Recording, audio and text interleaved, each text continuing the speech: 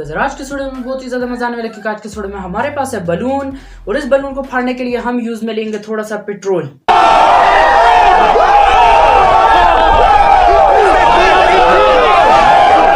ये है सारा पेट्रोल जिसको मैंने निकाल लिया है थोड़ा सा ढकने में और अब देखना मैजिक।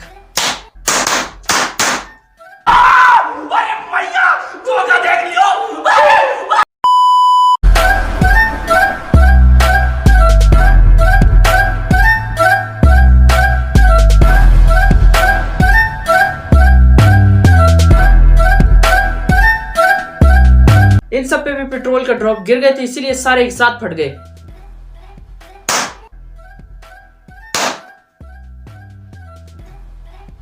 दोबारा से करते हैं।